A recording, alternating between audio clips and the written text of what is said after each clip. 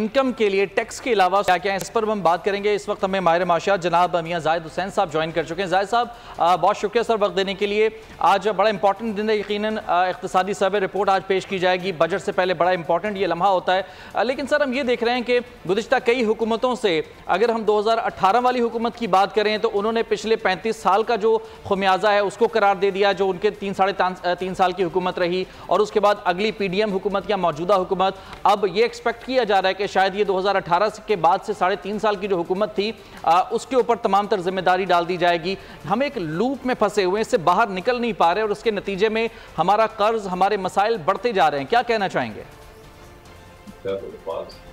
ये आप जरा सवाल दोहराएंगे प्लीज।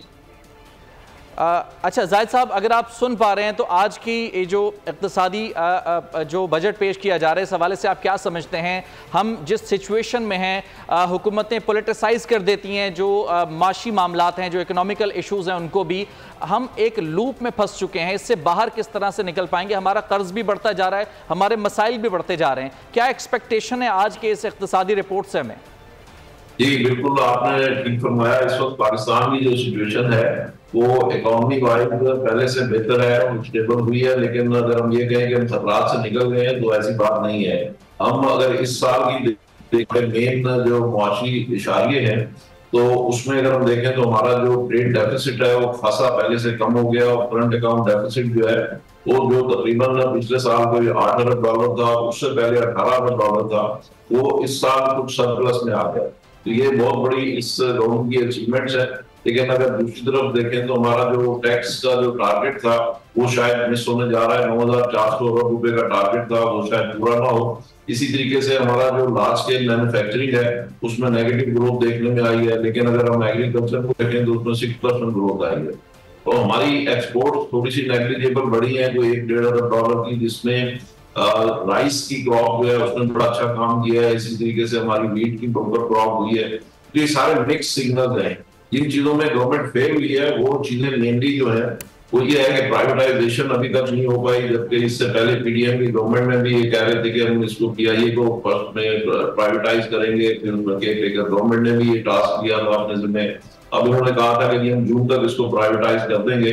अब बात यह है कि 80 के करीब इदारे हैं जो कि 1200 अरब रुपए साल का लॉस करते हैं। तो इसमें हुकूमत मैं समझता हूँ कि अभी तक कामयाब नहीं हुई कि कोई ना कोई 2-4 इदारे जो है अब तक इन्हें प्राइवेटाइज कर देने चाहिए थे।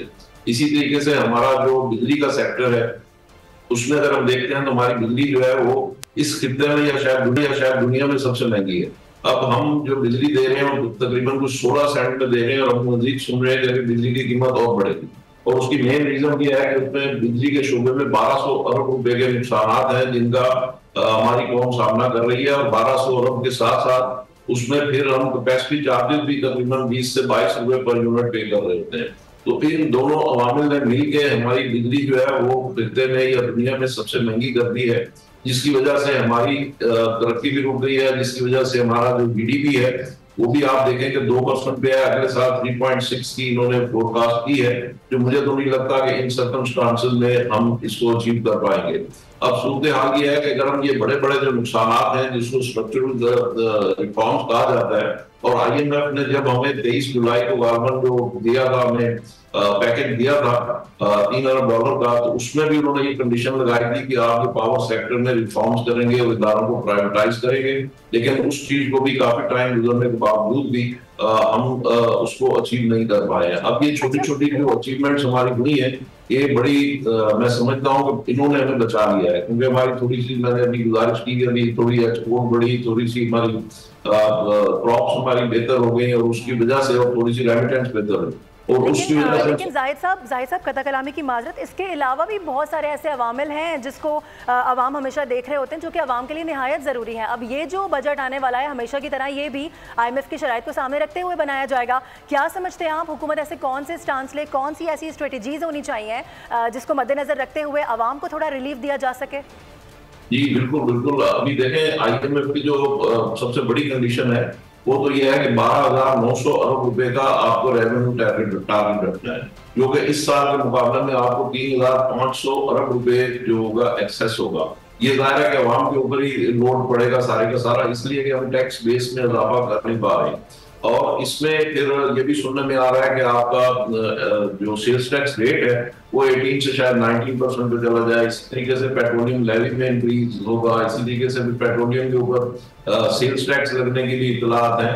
तो ये सारा 3500 अरब रुपए का लोड जो है वो मुझे तो ऐसे लग रहा है कि ये सारे जो मौजूदा टैक्स पेयर्स हैं या अवाम है ये उन्हीं पे चला जाएगा। अगर इसमें जो तबकात हैं जो टैक्स दे नहीं रहे हैं, तकरीबन 4000 अरब रुपए का टैक्स है जो हम टैक्स गैप जिसको कहते हैं, जो हम कलेक्ट नहीं कर पा रहे, ये सारा 3500 अरब रुपए जो है ये अगर उन 4000 अरब रुपए जो लोग नहीं टैक्स देते ये अगर उस पर मुंतकिल किया जाए तो हमारी इकोनॉमी बिल्कुल दुरुस्त हो जाएगी और सही सिमत में चली जाएगी। लेकिन अनफॉर्चुनेटली अभी हमने जो दुकानदारों के ऊपर जो टैक्स लगाया है और 1200 रुपए पर। साहब सर ये बता दीजिएगा कि हमारे पास मुल्क की मैशत को बेहतर करने के लिए, इनकम को जनरेट करने के लिए क्या ऑप्शंस मौजूद हैं, सोर्सेज क्या है, क्राइटेरिया क्या है और क्या जो मौजूदा दस्तयाब इनकम के सोर्सेज हैं हम उनको इस्तेमाल कर पा रहे हैं टैक्स के अलावा? देखिए हमारे पास जो इनकम के सोर्सेज होते हैं वो होती है प्रोडक्शन। अगर आपकी प्रोडक्शन दुरुस्त है और आपकी जीडीपी जिसको कहा जाता है, अगर आपकी टर्नओवर ठीक है, प्रोडक्शन आपकी दुरुस्त है, तो इसका मतलब है आपकी इनकम भी बढ़ जाएगी। उसमें आप फिर एक्सपोर्ट भी ज्यादा कर पाएंगे, फॉरेन रिजर्व भी आपके बढ़ जाएंगे, फॉरेन रेवेन्यू भी आपके पास आएगा और फिर जो आपके पास पैसे होंगे, अभी आपने 24-25 अरब डॉलर जो है हर साल आपने जो कर्ज दिए हुए हैं वो कर्ज आपने लौटाने हैं, वो आप लौटा नहीं सकते, तो इसलिए फिर आपको रोल ओवर करने पड़ते हैं और हर साल तकरीबन 4000 अरब रुपए मजीद आपको कर्ज लेना पड़ता है अपने डेवलपमेंट के प्रोग्राम के लिए। अब वो जो 4000 अरब रुपए आप मजीद टैक्स जो बोरो करते हैं हर साल, तो उसके ऊपर फिर आपको हर साल मजीद उसकी डेट सर्विसिंग भी पड़ती है। अच्छा जाहिद साहब इसमें ऐड कीजिएगा कि इस साल हम 9 महीने के अंदर 4643 अरब रुपए कर्ज की मद में इजाफा कर चुके हैं ऑलरेडी। या बिल्कुल, हम जो 4000 अरब रुपए या 4600 अरब रुपए कर चुके हैं, आगे 5-5.5 अरब होगा और ये हर साल ये अमाउंट बढ़ता चला जा रहा है। मैं ये कह रहा था कि पिछले साल इसी कर्ज की मद में 8000 अरब रुपए हमने डेट सर्विसिंग में खर्च किए और इस साल तकरीबन 9000 अरब रुपए हम डेट सर्विसिंग में खर्च करेंगे। सब्सक्राइब करें और बेल दबाएं ताकि कोई खबर रह न जाए।